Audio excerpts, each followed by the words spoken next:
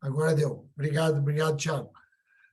Agora nós entramos no livro propriamente dito, né? O livro de Romanos. Então, no primeiro capítulo, ele já um diferencial desse primeiro capítulo é que ele traz uma introdução mais longa do que a habitual das outras cartas. Então, ele traz uma introdução no sentido de uma apresentação de si, né? De forma mais longa, que nós trabalhamos isso. Depois, ele se dirige, nesse primeiro capítulo, diretamente aos gentios. Então, ele fala diretamente aos gentios, dizendo que todos são pecadores, porque o capítulo 1, 2 e 3 é o capítulo, se nós pudermos assim fazer uma nomenclatura para cada sessão que nós vamos trabalhar, o primeiro fala da perdição do homem. Capítulo 1, 2 e parte do 3, que nós vamos ver hoje, fala da perdição do homem. Depois nós vamos ver ali o capítulo 4 e 5 falando da justificação e 6, 7 e 8 falando da santificação. E assim por diante. Depois nós vamos separar para algumas sessões. Mas aqui ele está falando da perdição e ele se dirige primeiro aos gentios. E está dizendo que os gentios eles estão indesculpáveis porque Deus se apresentou para eles através da natureza. Porque todas as coisas, tudo aquilo que Deus criou, é para manifestar a glória dele. Então está todo mundo indesculpável quanto o mundo gentil, né? Então ele fala com muita clareza e com muita veemência isso no primeiro capítulo. E traz para eles ali que é a perdição por conta do pecado e como eles estavam indesculpáveis porque Deus se apresentava para eles através de muitas formas naquilo que ele criou. Depois, no capítulo 2, ele se volta agora para os judeus, né? Então, se no capítulo 1 ele se volta para os gentios, parece que os judeus estão imunes ali, né? E aí depois ele volta o canhão dele para os judeus e aí ele traz com muita força que os judeus, apesar de terem a lei, apesar de eles terem ali os oráculos do Senhor, eles não cumpriram a lei. E por isso que eles estão indesculpáveis também. Então, eles se abasteceram ali por terem a lei, na presunção de algum tipo de amenização no juízo. E aqui Paulo está sendo claro que não há nenhuma diferença em relação aos gentios e os judeus, no que diz respeito ao não cumprimento da lei, a desobediência. E nós vimos também que a lei ela veio para revelar o pecado. Então, o objetivo da lei é para mostrar a transgressão do homem, a impossibilidade de cumprimento. Então, não haveria por que os judeus se vangloriarem da lei, porque realmente eles também não cumpriram a lei. Tinham a lei e não cumpriam a lei, até ensinavam a lei, mas eles mesmos eles não cumpriam a lei. Então, essa foi a retórica do segundo capítulo, né?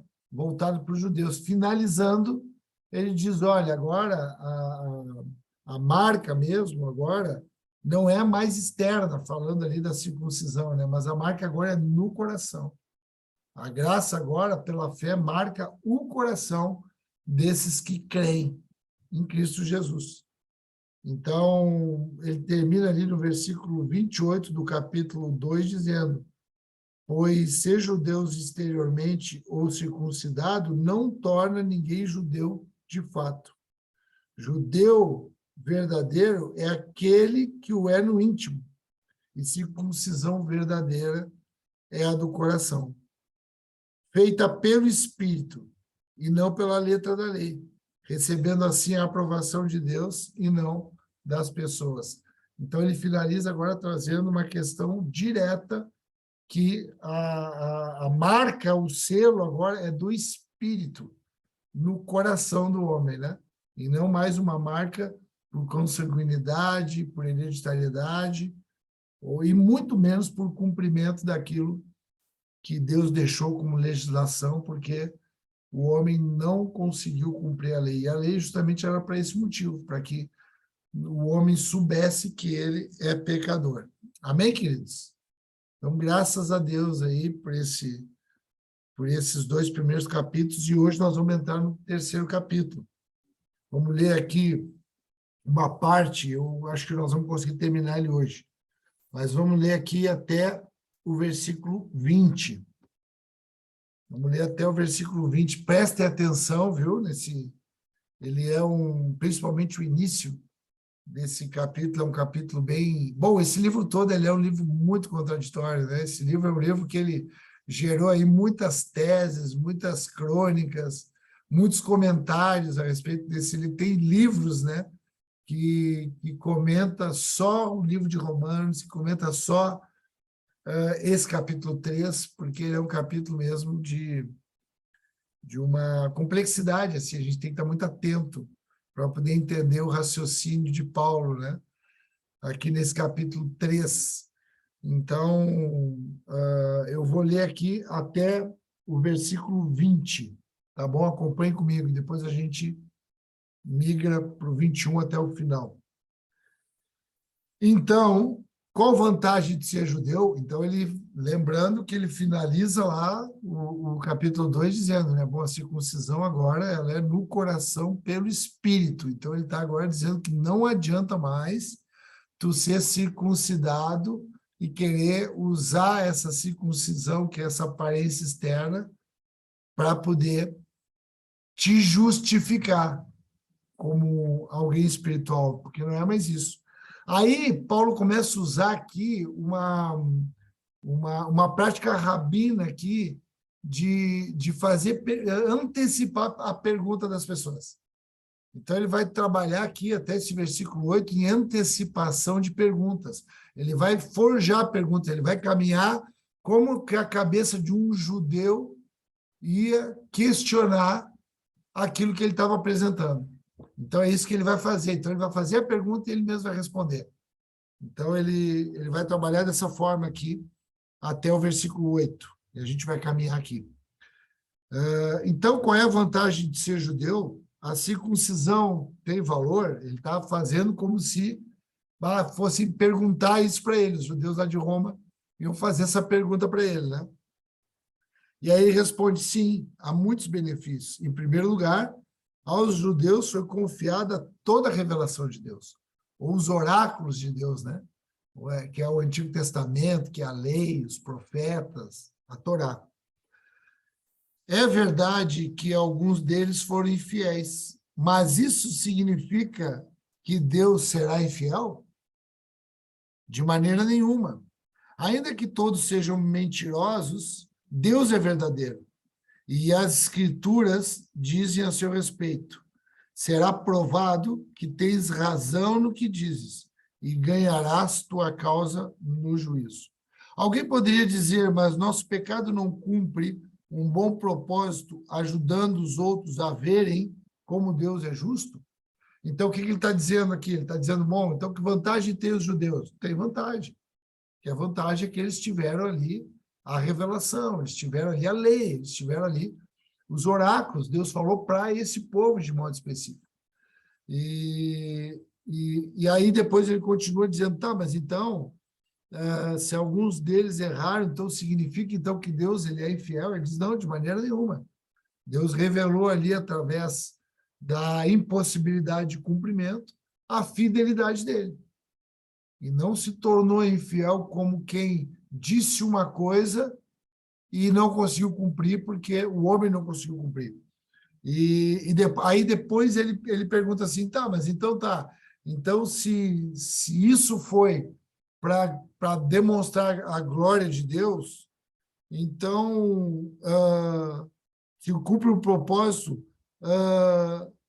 para os outros ver justo, não é injustiça, portanto, Deus os castigar. Se esses que erraram cumpriram o propósito de revelar que Deus era fiel, então por que nós vamos ser castigados por isso? Então, tu vê que ele começa a gerar aqui um jogo de perguntas aqui de difícil resposta, né? Então, ele trabalha no raciocínio deles de forma muito profunda. E ele diz assim, estou seguindo o ponto de vista humano. Então, está fazendo uma prospecção de perguntas que iam ser feitas para ele. Claro que não, ele responde. Se fosse assim, como Deus poderia julgar o mundo? Alguém poderia argumentar ainda. Mas por que Deus me condena como pecador se minha mentira ressalta a verdade que lhe traz mais glória? E alguns até nos difamam. Aí está falando dele, né? Da pregação dele. Está falando dele mesmo. E alguns até nos difamam, afirmando que dizemos, quanto mais pecarmos, melhor. Quem diz essas coisas merece ser condenado. Então, aí ele está dizendo aqui ó, que por conta dessa graça que ele está anunciando, que haveria, então, uma facilitação para pecar. Que as pessoas abusariam dessa graça e iam pecar deliberadamente. E aí ele diz, quem diz essas coisas merece ser condenado. Então, depois eu vou discorrer um pouco mais, mas só para a gente já poder se familiarizar um pouco com esse jogo aqui de perguntas e respostas forjadas por Paulo. Versículo 9. Pois bem, devemos concluir que nós, judeus, somos melhores que os outros? Não, de maneira nenhuma, pois já mostramos que todos, judeus ou gentios, estão sob o poder do pecado. Como afirmam as Escrituras, ninguém é justo, nenhum sequer. Ninguém é sábio, ninguém busca a Deus. Todos se desviaram, todos se tornaram inúteis. Ninguém faz o bem, nenhum sequer. Sua conversa é repulsiva, como o odor de um túmulo aberto. Sua língua é cheia de mentiras. Veneno de serpentes goteja dos seus lábios. Sua boca é cheia de maldição e amargura. Apressam-se em cometer homicídios. Por onde passam, deixam destruição e sofrimento. Não sabem onde encontrar paz. Não têm o menor temor de Deus. É evidente que a lei se aplica àqueles a quem ela foi entregue, pois o seu propósito é evitar desculpas e mostrar que todo mundo é culpado diante de Deus, pois ninguém será declarado justo diante de Deus por fazer o que a lei ordena. A lei simplesmente mostra o quanto somos pecadores. Amém. Obrigado, Senhor, por essa noite. Nós queremos te louvar, Senhor, pela tua palavra, pelas tuas escrituras. E que livro lindo esse, Pai. Quanto ensino, quanta orientação, Senhor. Quantas coisas para nós refletirmos, conversarmos. Obrigado por essa noite, Pai. Obrigado também por esse dia, a mudança ali da República dos Meninos. Obrigado pelo teu cuidado, Pai, em todas as áreas da nossa vida. Tu tens nos guardado, livrado de todo mal. Continua trabalhando a nossa vida em perseverança. Nós queremos perseverar até o final, porque aquele que perseverar até o final será salvo. Obrigado, Pai. Nós recebemos essas palavras aqui do Teu Espírito, através da vida, do cumprimento do propósito do nosso irmão Paulo. Te louvamos em nome de Cristo Jesus. Amém e amém. Então, voltando ali no primeiro momento, eu quero trabalhar aquela questão da fidelidade, né? Então, ele começa ali falando, ele começa dizendo, bom, então que vantagem tem de ser judeu, já que a circuncisão agora a marca no coração pelo Espírito, então não há nenhuma vantagem. Então, foi em vão. Ser judeu foi em vão. Ele diz, não, de maneira nenhuma. De maneira nenhuma. Ser judeu é muito valioso e valoroso, porque é desse povo que são os oráculos, as escrituras, a revelação. Então, há um mérito, há uma glória para esse povo que foi escolhido para receber a lei. Porque sem lei, nós não saberíamos o que é pecado. Nós precisamos de uma constituição para poder estabelecer o que Deus quer e aquilo que Deus rejeita, não aceita e abomina. Então, ele diz, então, é importante ter. Mas aí, depois ele diz assim, né? É verdade que alguns deles foram infiéis, mas isso significa que Deus será infiel? Então, não é que alguns deles, né? Na verdade, a grande maioria foi fiel, né? Quase que a totalidade, né? Se livrava ali um ou outro ali que ia sendo guardado como remanescente, mas a maioria do povo, a grande maioria do povo, ela se insurgiu contra as verdades do Senhor, não conseguiu cumprir os propósitos do Senhor. Então, houve uma infidelidade. Mas Deus permanece fiel, porque daí ele responde de maneira nenhuma. Ainda que todos sejam mentirosos, Deus é verdadeiro. Então, o homem mente sempre pela natureza pecaminosa e Deus é a verdade em Cristo Jesus. Sempre. Então, ele não muda, ele é imutável.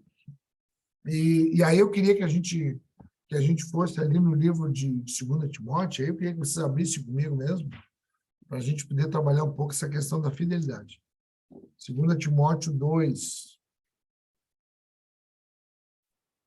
2 Timóteo 2.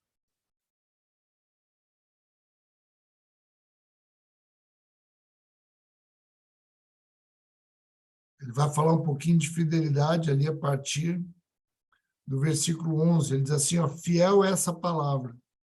2 Timóteo 2, 11. Se já morremos com ele, também viveremos com ele. Se perseveramos, também com ele reinaremos.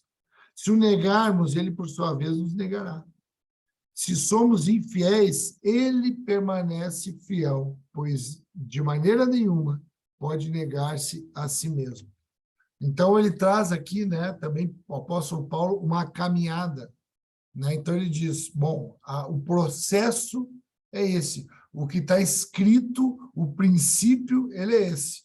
Que se nós morremos com ele, também com ele nós viveremos. Então, se nós assumirmos essa posição de morte, né, de cruz, de nova natureza, nós também ressuscitamos com ele. Se perseveramos, também com ele reinaremos. Então, essa palavra, aquele que perseverar até o final, será salvo. Se o negarmos, ele, por sua vez, nos negará. Se nós negarmos o Senhor, ele nos negará porque nós saímos do ambiente da promessa. Não é um Deus que está esperando, né, e olhando para nós e vendo, não, se ele nos negar, se eles nos negarem, eu também nego. Não, não é isso. É que, naturalmente, se tu negar, tu sai do ambiente da promessa. Então, tu acaba sendo negado também. Mas, se somos infiéis, ele permanece fiel, porque de maneira nenhuma ele pode negar-se a si mesmo. Então, aqui a gente fala desse atributo de Deus, né, que é a fidelidade. Então, escreve aí que a fidelidade é um atributo de Deus, imutável. Então, a fidelidade, sendo um atributo de Deus imutável, é um aspecto da santidade do Senhor. Porque a santidade do Senhor está na imutabilidade dele. E a fidelidade dele, irmãos, é quanto às suas promessas. Então, ele é fiel a tudo aquilo que ele prometeu. Por isso que ele cumpre tudo aquilo que ele prometeu. Então, a fidelidade dele está ligado a um compromisso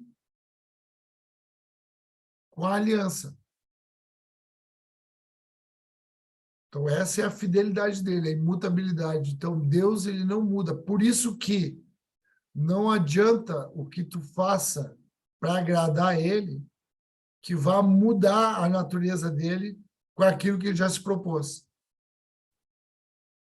Essa é a santidade e a fidelidade dele, por isso que ele é fiel. A justiça de Deus está atrelada à sua fidelidade. Então, vocês podem perceber que santidade, que é a imutabilidade dele, tem alguns aspectos que eles são visíveis, imutáveis. E um deles é essa fidelidade àquilo que ele prometeu. Então, não adianta, não tem o que nós façamos. Às vezes, a gente é muito dado à devoção, né? Os nossos devocionais, às vezes, é no intuito de mudar o coração de Deus. E o coração de Deus não muda por algo bom que a gente faça. Por que que ele não muda por algo bom que a gente imagina que esteja fazendo? Porque, senão, ele precisaria ser coerente e também nos castigar com severidade se nós fizéssemos algo errado. E aí nós estaríamos perdidos.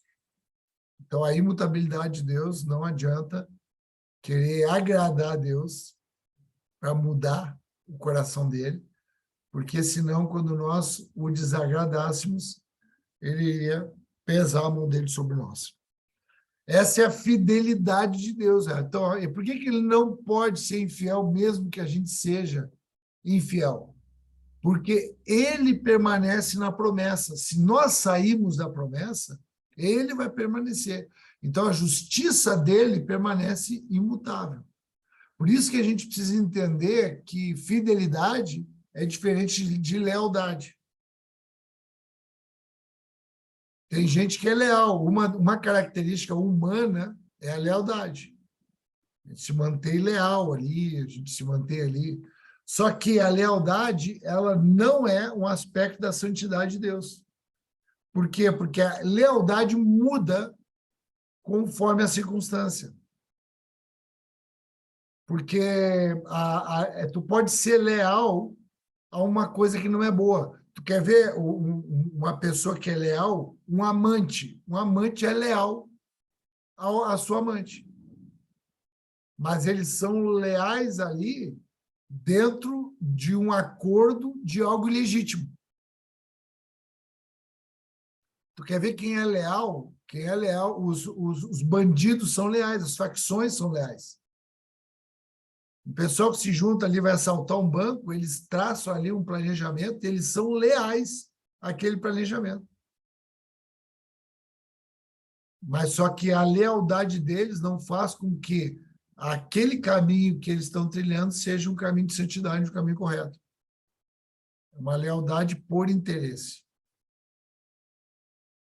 E a fidelidade é um dom de Deus e é imutável. Por isso que naquelas balanças antigas tinha a parte do meio, assim, né? Quando se botava os pezinhos de cada lado, assim, né? Para poder gerar ali justiça, né? Para poder gerar ali uma equidade ali, aquele eixo ali, o nome era o fiel da balança, porque aquele ali não mentia. Aquele ali dizia exatamente o que estava acontecendo. Ele não pendia nem para um lado, nem para o outro, no que diz respeito à mentira, né? Ele não ia mentir. Se um lado tivesse mais pesado, ele pendia para aquele lado, até que aquilo haver um equilíbrio. Então, a fidelidade de Deus é essa, é naquilo que ele prometeu. Então, por isso que ele não muda. Quando eles perguntaram ali, então, se todo o povo ali errou, se a maioria do povo errou, então Deus é infiel também? Ele diz, não, de maneira nenhuma, porque o homem erra, o homem mente, o homem é indesculpável em relação à culpa pelo pecado. Agora, Deus permanece fiel. Então, ele está seguro. Por isso que ele é um lugar seguro. Por isso que ele é o esconderijo do Altíssimo, a sombra do Onipotente, o descanso. Porque ele está sempre numa posição imutável, de fidelidade àquilo que ele anunciou e prometeu. Amém, queridos? Graças a Deus. Tudo certo até aqui? Podemos ir mais à frente um pouco? Alguém tem alguma pergunta? Alguma colocação? Não? Então tá.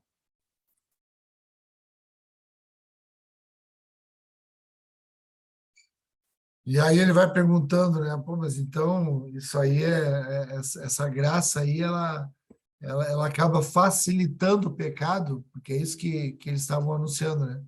Que aquela pregação de Paulo estava dizendo que as pessoas iam então, por conta dessa graça que ela é salvadora, então as pessoas iam pecar deliberadamente. Ele diz não, porque essa pessoa, a graça, ela constrange o pecador.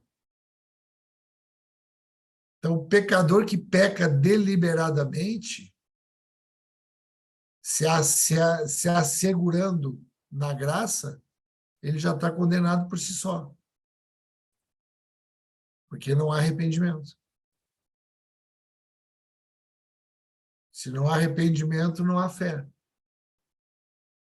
E sem fé não tem acesso à graça para a gente obter uma consciência de salvação.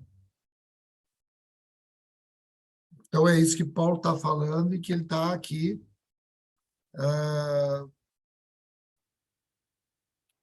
sendo bem didático e veemente também, né? Naquilo que ele está explicando. Depois, ali do versículo 10 até o versículo 18, ele traz de novo ali uma retórica também rabínica, né? Que era o quê? Que era trazer uma argumentação a respeito daquilo que ele queria falar. Nesse caso, é falando do pecado e o quanto o homem está perdido, é isso que ele está declarando, por isso que é perdição, esses 3 primeiros capítulos. E aí ele alicerça isso, ele embasa isso nas escrituras, na Torá. Então, do versículo 10 até o versículo 18, ele cita trechos da Torá. Ele cita Salmos, ele cita o profeta Isaías, o quanto o homem está perdido, o quanto isso já estava determinado anteriormente. Isso já estava pré-anunciado anteriormente. Então, repetindo, né, a lei evidencia o pecado e deixa clara a impossibilidade de obediência. O homem indesculpável. Isso é muito importante a gente saber. É muito importante a gente ter essa consciência, né? Porque o pecado, ele também ele ameniza, eu acho que isso está muito latente no nosso meio, porque a gente está falando essa semana de cegueira, né?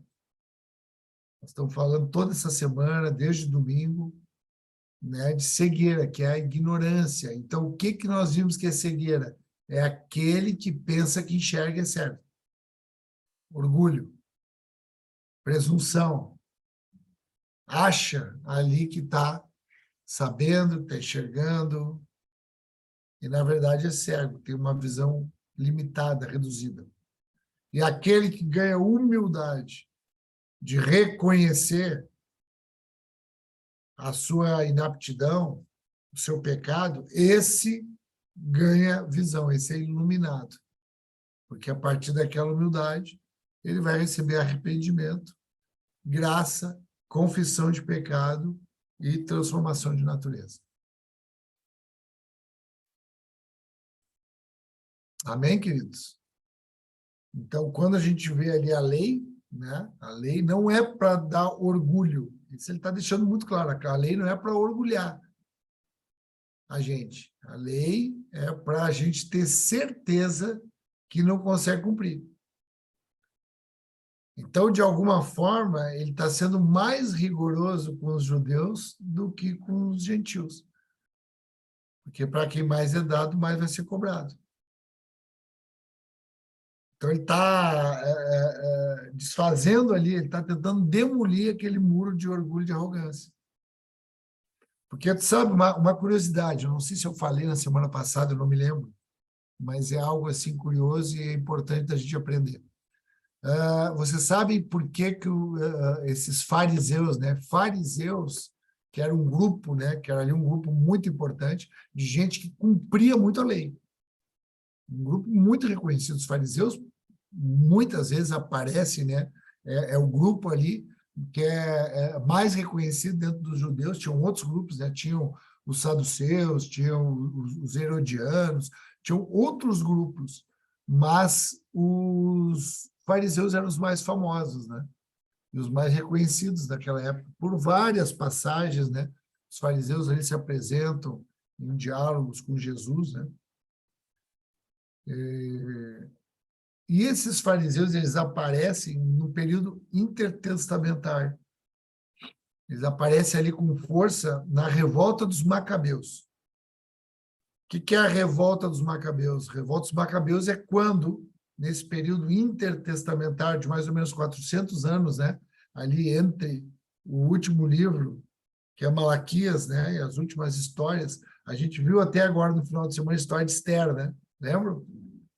A história de Esther é a história que foi, quem sabe, uma das últimas histórias do Antigo Testamento. Depois entra num período intertestamentário de 500 anos. A história de Esther é datada mais ou menos de 550 anos antes de Cristo. Então, nesse momento, o mundo ele é tomado pelo helenismo. O que é o helenismo? É a cultura grega, cultura da filosofia, cultura do pensamento, da mitologia, onde aparecem pensadores que ficam muito famosos. Parece ali um poder ali muito grande, de força mesmo bélica, né? Em Atenas, em Esparta, aquele momento ali, onde o mundo todo é tomado pela cultura helênica.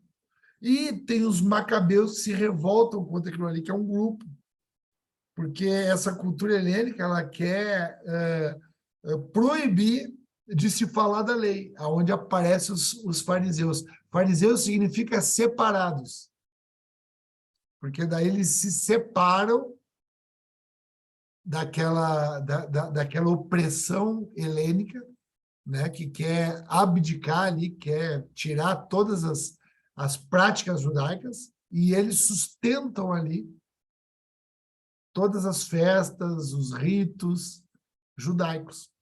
Então, por isso que eles têm muita força no cumprimento da lei, né? Porque a origem deles é uma origem de resistência no momento de revolta, né?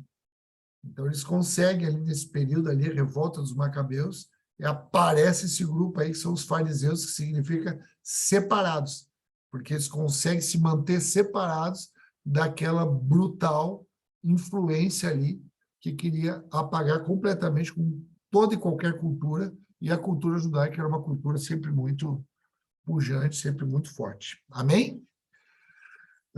Então, queridos, essa primeira parte é isso. Para nós já pular para a segunda parte, então ele fala ali agora, traz ali as escrituras ali, né? Embasando para os judeus ali que ele está se dirigindo, fala da perdição, e no final ali, até o versículo 20, ele diz, olha, a lei, ela não era para salvar ninguém, a lei era para a gente entender que a gente estava indesculpável. É para isso. E agora vem a transição. Então, esse versículo 21 é o versículo da transição, que transiciona desse primeiro período, desse primeiro bloco, que é o bloco da perdição, está falando o quanto o homem é perdido, quanto o judeu é perdido e está indesculpável, porque toda a natureza está revelando a glória de Deus, o quanto o gentil, quer dizer, né? Acho que eu falei judeu, o quanto o gentil, e o quanto o judeu também, apesar de ter a lei, ele também está indesculpável porque ele não a cumpriu. E agora ele entra nessa posição que na minha tradução aqui, que é a transformadora, ele diz assim, ó, agora, porém, então ele vai transicionar para o segundo bloco da transição para a justificação. Então ele transiciona da perdição para a justificação. Então é bem nesse momento aqui. Então ele diz, agora, porém, alguns textos falam, mas agora, não sei se vocês têm, se alguém tem esse aí, mas, é isso, né, Tiago? Mas, agora, então eu vou ler o que diz agora a partir do 21. Ele vai falar agora da justificação. Agora, porém, conforme prometido na lei de Moisés e nos profetas, Deus nos mostrou como somos declarados justos diante dele. Então, ele está falando da justiça de Deus agora, perante essa impossibilidade de obediência. Amém, queridos? Ele vai falar da justiça de Deus agora diante dessa impossibilidade de obediência. Então, ele fala justos diante dele, sem as exigências da lei. Então, ele vai falar do cumprimento da lei agora. Somos declarados justos diante de Deus por meio da fé em Jesus Cristo. E isso se aplica a todos que creem, sem nenhuma distinção. Queridos, isso era horrível para um judeu ouvir. Isso quebrava completamente a linha de raciocínio da convicção do judeu.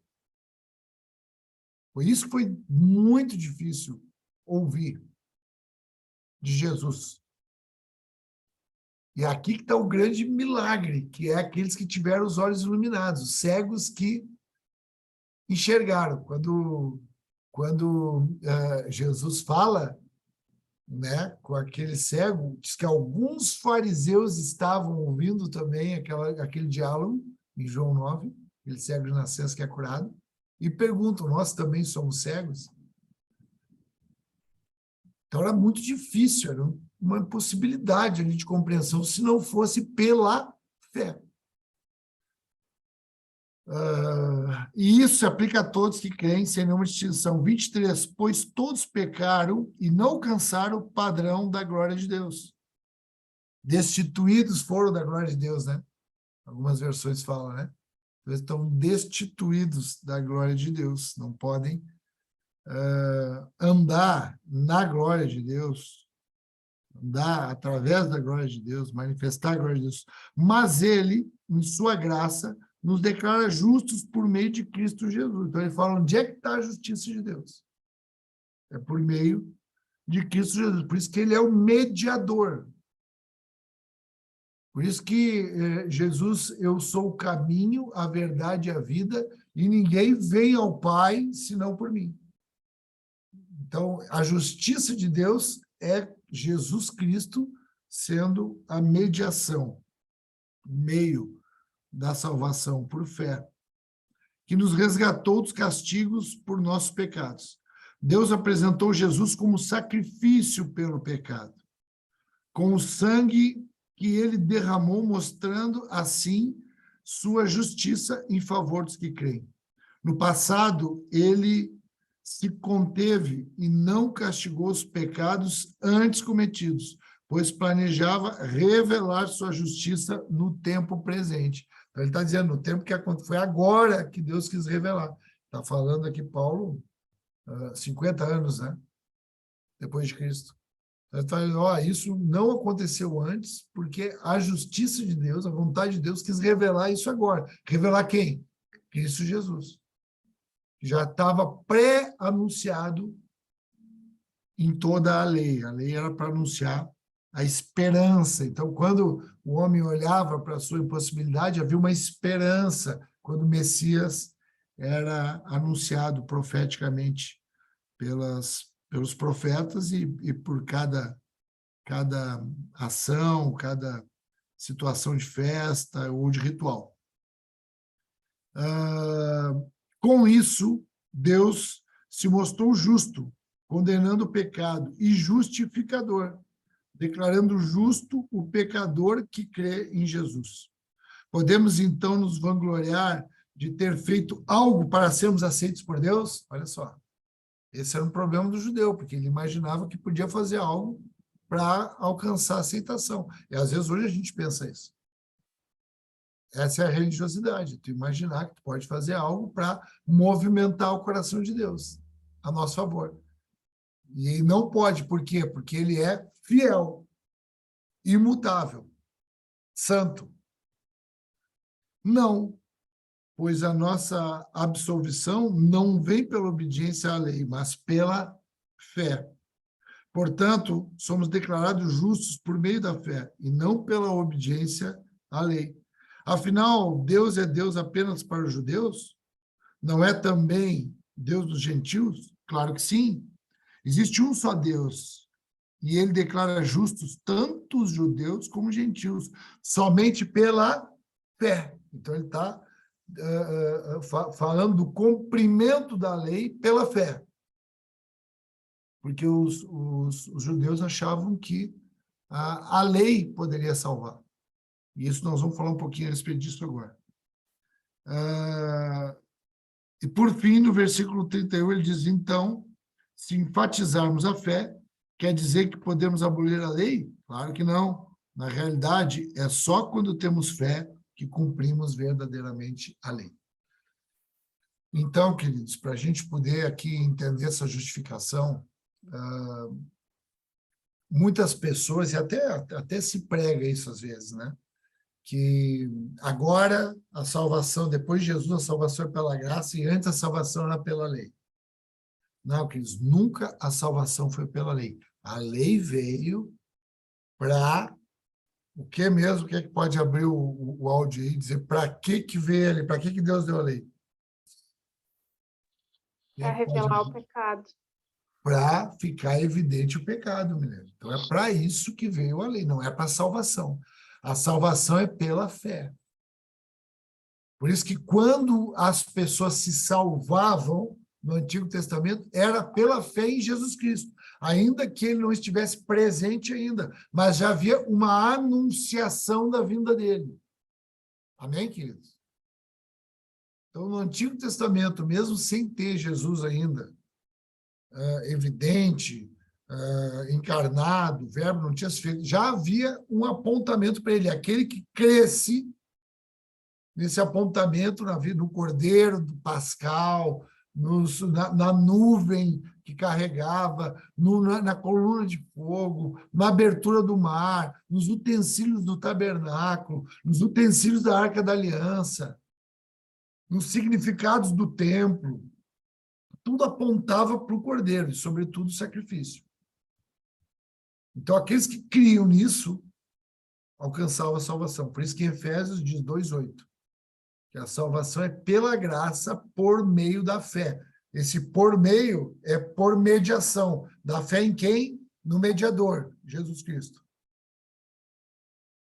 Aquele anunciado, ungido, enviado. Esse é o Cristo. Se torna referência para todo homem. Só para o judeu, aquele que tem a lei? Não, isso é para todo o homem. Ele é a referência de alguns que serão despertados na fé e alcançarão a salvação. O que é a salvação? É a responsabilidade de andar como Jesus andou. Então, a salvação está muito mais ligada ao sacrifício do que à preservação. Às vezes a gente, né, lida com salvação pelo que pode nos beneficiar e nos preservar. E a salvação está ligada à consciência sacrificial de nos entregarmos. Se com ele morremos, com ele reinaremos. Com ele ressuscitamos, com ele viveremos. Então, isso são os elementos, né, que eu quero aqui já ir finalizando, para a gente poder ter um tempinho de conversar um pouco. Migramos da perdição anunciada nos 3 primeiros capítulos, ali até o versículo 20, do 3, e depois ele migra para a esperança, ele diz, houve salvação, houve justiça pela fé.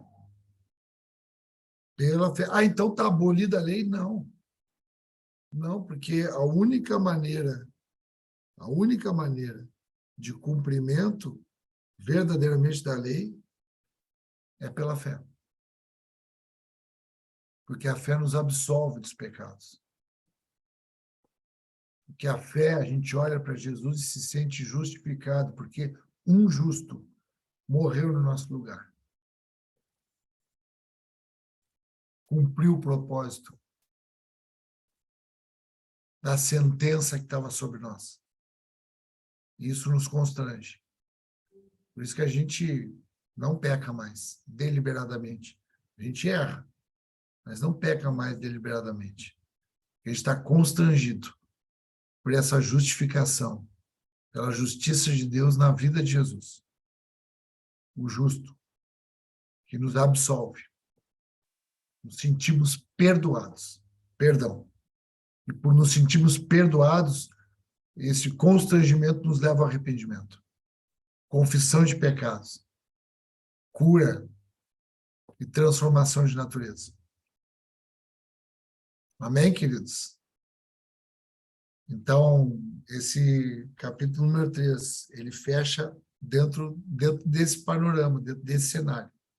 Perdição, não há chance. Ele chega até o versículo 20. Não há chance. Nem para judeu e nem para gentil. Não há chance, porque nem a lei e nem toda a natureza anunciando a glória de Deus, o homem deixou de pecar. Então, não há chance. Agora, houve uma justiça de Deus. Deus amou o mundo de tal maneira que fez justiça, entregou o filho dele. para que todo aquele que nele crê não pereça, mas tenha a vida eterna. Salvação chegou. Fomos justificados pela fé, não por aquilo que a gente possa fazer, pela fé. Porque até o cumprimento daquilo que a gente possa fazer é pela fé, não é por força humana, na origem, na motivação. É pelo amor de Deus por nós, na vida da entrega sacrificial de Jesus Cristo naquela cruz. Por isso que a gente está junto aqui. Por isso que a gente comunga aqui dos mesmos entendimentos, mesmo tendo tantas diferenças. Nós comungamos, nós comemos do mesmo pão do entendimento aqui. Então, o que nos deixa iguais aqui é que somos pecadores. E o que nos deixa também iguais é que também fomos perdoados. E isso é preciso que haja reconhecimento a esse respeito. Amém, queridos?